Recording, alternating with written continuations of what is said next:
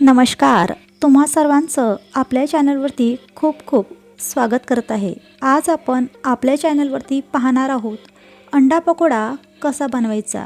हे बनवण्यासाठी आपल्याला सर्वात आधी अंडी उकळून घ्यायची आहे। अंडी उकळण्याची परफेक्ट पद्धत मी आज तुमच्यासोबत या व्हिडिओमध्ये शेअर करत आहे। अंडी उकळण्यासाठी सर्वात आधी आपल्याला एक सॉस पॅन घ्यायचा आहे।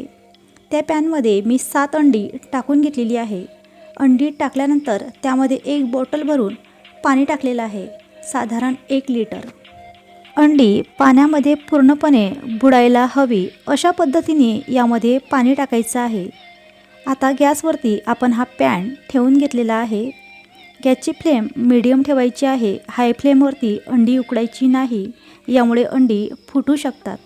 यामध्ये मी अर्धा चमचा इतकं मीठ टाकलेलं आहे, यामुळे अंड्याच्या सालीसुद्धा खूप लवकर बाहेर निघतात।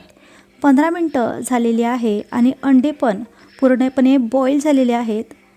आता ही अंडी सर्व मी एका ट्रेमध्ये काढून घेते आणि थंड झाल्यानंतर याच्या सालीसुद्धा काढून घेते। बघा, एकही अंड न फुटता पूर्णपणे बॉईल झालेले आहेत। इथे थंड झालेल्या अंड्यांच्या मी साली काढून घेतलेल्या आहे आणि त्याला चाकूच्या मदतीने मध्येच कट करून घेतलेला आहे। व्हिडिओत दाखवलेल्या पद्धतीने तुम्ही सुद्धा अशाच पद्धतीने कट करून घ्या। अंडा पकोडा बनवण्यासाठी सर्वात आधी आपण बेसनाचा बॅटर रेडी करून घेऊया। यासाठी इथे मी एक छोटासा बाउल घेतलेला आहे आणि या बाउलमध्ये 1 वाटी बेसन पीठ टाकलेलं आहे, 2 चमचे तांदळाचं पीठ टाकलेलं आहे, 1 चमचा अद्रक लसणाची पेस्ट टाकलेली आहे, 1 छोटी वाटी कोशिंबीर टाकलेली आहे, चवीनुसार यामध्ये मीठ टाकलेलं आहे, अगदी थोडीशी यामध्ये हळद टाकायची आहे, जास्त हळद टाकायची नाही। अर्धा चमचा इथे लाल तिखट टाकलेला आहे। लाल तिखटाच्या ऐवजी तुम्ही हिरव्या मिरच्या बारीक कट करून यामध्ये टाकू शकता। इथे आपण अर्धा टीस्पून जिरे पावडर टाकलेली आहे। इथे तुम्ही बारीक चिरलेली कोबी, पालक आणि पातीचा कांदासुद्धा टाकू शकता। इथे आपण अर्धी वाटी इतकं पाणी घेतलेलं आहे आणि थोडं थोडं पाणी टाकून आपल्याला घट्टसर असं हे बॅटर भिजवून घ्यायचं आहे।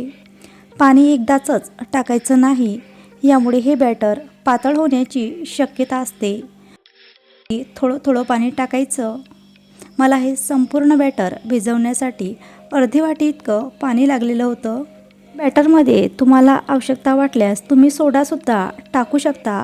अगदी चिमूटभर सोडा टाकायचा आहे, पण मी सोडा न टाकता आणि कडकडीत तेल न टाकता अगदी साध्या पद्धतीने इथे पकोडे करून तुम्हाला दाखवलेले आहे। बघा, अशा पद्धतीने आपलं बॅटर रेडी झालेलं आहे। यापेक्षा जास्त पातळ बॅटर करायचं नाही। उकडून कट करून घेतलेल्या अंड्यांवर आपण काळी मिरी पावडर आणि थोडं मीठ टाकून घेऊया आणि बोटाच्या मदतीने छान असं पसरवून घेऊया। यामुळे हा पकोडा आतूनसुद्धा चवीला भन्नाट असा लागतो। तुमच्याकडे असल्यास इथे चाट मसालासुद्धा तुम्ही टाकू शकता किंवा मॅगी मसालासुद्धा इथे टाकू शकता, यामुळे या पकोड्याची टेस्ट आणखी वाढणार आहे। ही पकोडे तळण्यासाठी इथे मी एका कढईमध्ये तेल गरम करण्याकरता ठेवलेलं आहे। तेल छान असं गरम झालेलं आहे आणि गरम तेलामध्ये आपल्याला ही पकोडी तळून घ्यायची आहे। ज्या पद्धतीने आपण आलू वडा बनवतो अगदी त्याच पद्धतीने इथे आपल्याला हे पकोडे सुद्धा बनवून घ्यायचे आहे। हे पकोडे तळत असताना गॅसची फ्लेम मीडियम ठेवायची आहे, अतिशय हाय सुद्धा करायची नाही किंवा अतिशय लो सुद्धा ठेवायची नाही। अतिशय छान रंग येईपर्यंत ही पकोडी तेलामध्ये तळून घ्यायची आहे। कमीत कमी वेळामध्ये अतिशय छान अशी ही रेसिपी तयार होते, त्यामुळे तुम्हीसुद्धा ही रेसिपी एकदा नक्की ट्राय करा। अशाच पद्धतीने मी हे सर्व पकोडे तयार करून घेत आहे। बेसनाचं बॅटर भिजवत असताना जर बॅटर तुमचं पातळ झालं तर त्यामध्ये 1 चमचा बेसन पीठ टाकायचं, यामुळे हे बॅटर घट्ट येणार आहे। अशाच पद्धतीने आपण ही सर्व पकोडी तयार करून घेणार आहोत। व्हिडिओ शेवटपर्यंत पाहिल्याबद्दल धन्यवाद।